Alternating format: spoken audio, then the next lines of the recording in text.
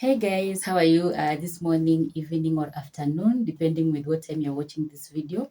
So, welcome back to my YouTube channel, and I believe you're well and God has been good unto you. So, today we are going to discuss about why most prisoners blame their parents. I did a video about my experience working in a rehab, and I've interacted with some prisoners, and I've had a lot of stories from them, different stories. And what I learned from the prison, interacting with those people, is that us as parents, we contribute like 80% of our kids ending up in prison. Because sometimes you find that, like this story of this guy who was raised in a very abusive family. And this guy was there when the dad used to beat the mom. And because he was a child, he was not able to defend the mother. And we all know that most of the time when we are growing up, our childhood experience is what really come to play when it comes to our adulthood. And this kid was there, and the mom used to be beaten. And I remember this one day, he was telling me that the mom was beaten and the mom was bleeding so much, but he was there lying, the dad has left. So he told me that when I got married, anytime I have issues with my wife, I will end up beating her for no reason. And then I'll be like, guy, what have I done? And then I will be like, I'm just repeating what my dad used to do. But he was telling me that this is what he learned from the family. And he realized anytime he has an argument with the wife, the past comes and be like, it is your time now to do something to someone and feel good about it, how your dad used to do. And he was telling me, actually, I'm here because things did not go well, and one day my wife died. Now you see, these people, this gentleman, this is what he used to see. And most of the time we blame people, of which it is not right. But before you blame someone, before you judge someone, just find out where they are coming from and what happened. Because there are people who, what they do is what they know best. So this man was telling me, I wish I could, like, uh, maybe I wish I was born in a good family. I wish I was born in a family where people are united, there is no violence. And this really costed him a lot and costed him his life. So, as parents, also, I pray that God will help us even to be good parents, because even the Bible says that kids are a reward from God. So, as you receive your reward, ask yourself, am I ready? Am I emotionally stable to bring this child? It is so sad nowadays that many people, they are giving birth, they want even to abort those kids, they're not ready to take care of the kids. They feel like it is too early for me to have this child. They contemplate a lot, and you find that even this environment where the child is being brought in is not conducive environment. And you find that things are really happening that affects this child. And most people nowadays, they're like, I'm staying in this marriage because I want to protect my kids. I'm staying in this marriage because I don't want my kids to be raised without a dad, without a mom, which is true, which is okay, because we are parents and we always want the best for our kids. But sometimes I ask these people, do you think what you are doing is helping your kid or breaking your kid more?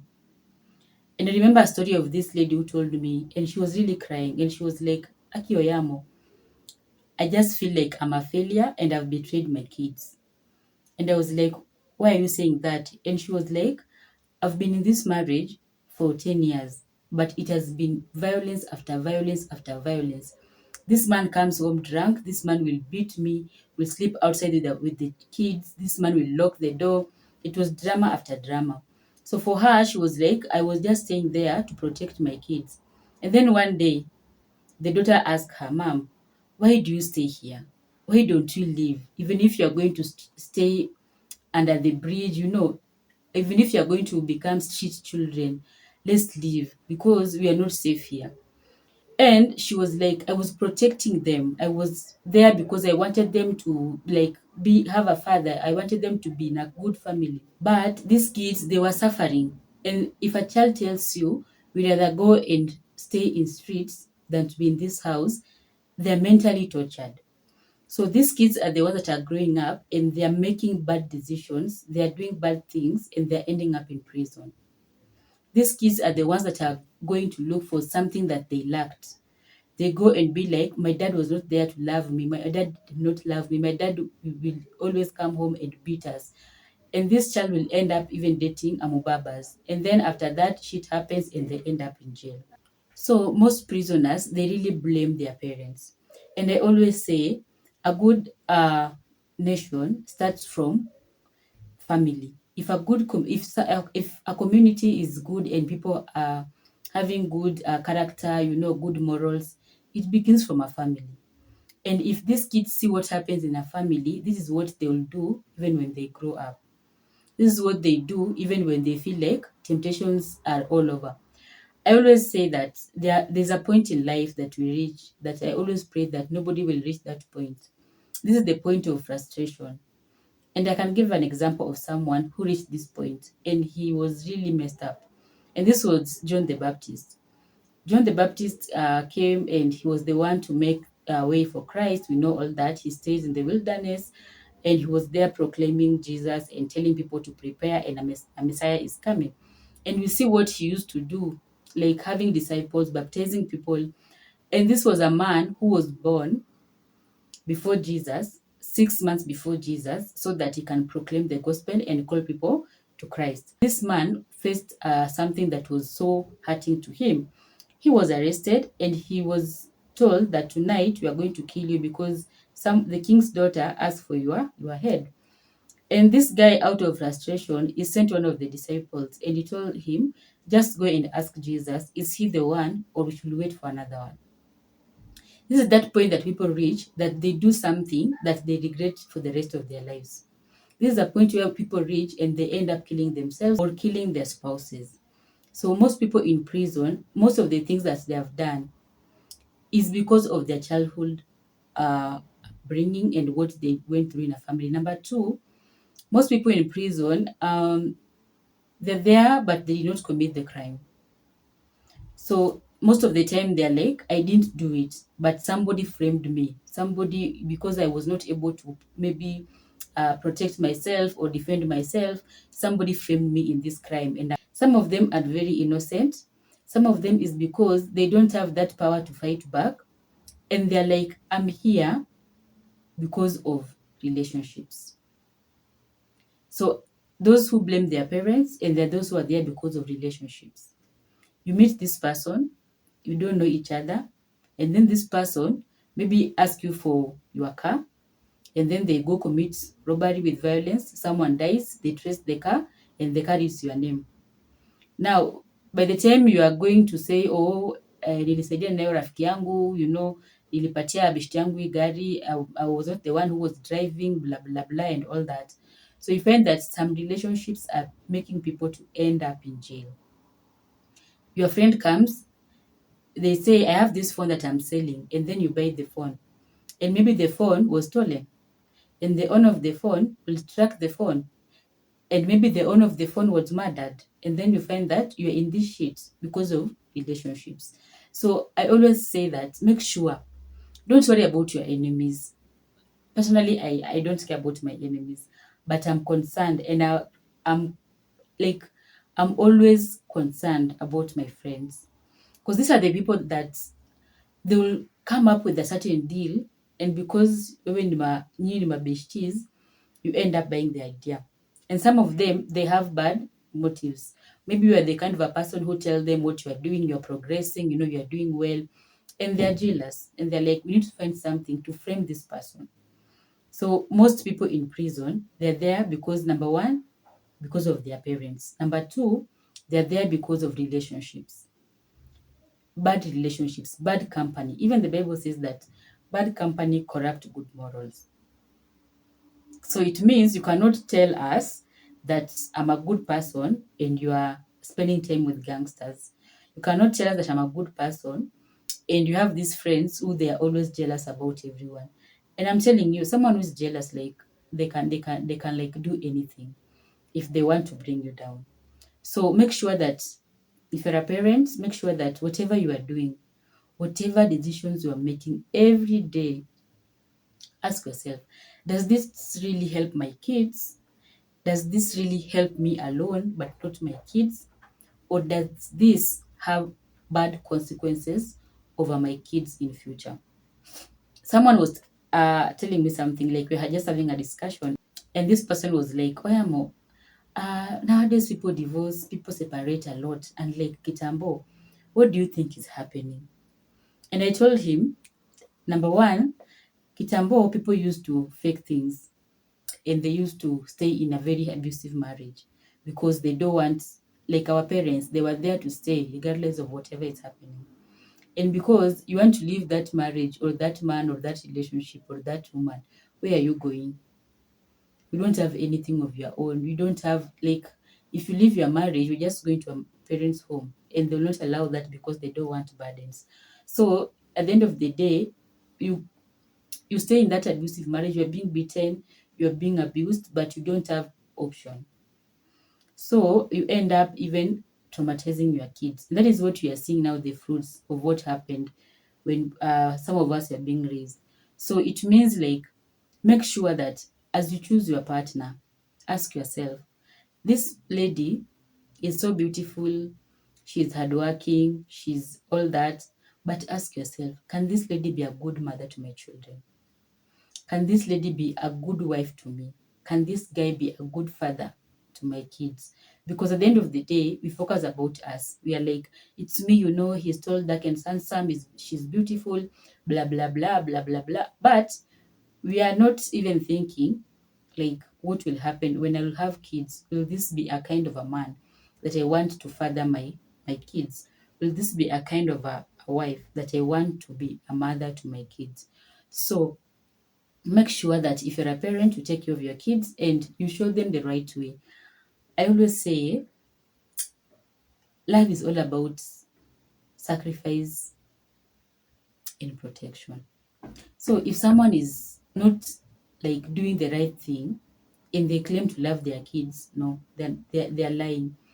And even Pastor Tino Mali says that if you want to have good kids, take care of their mother.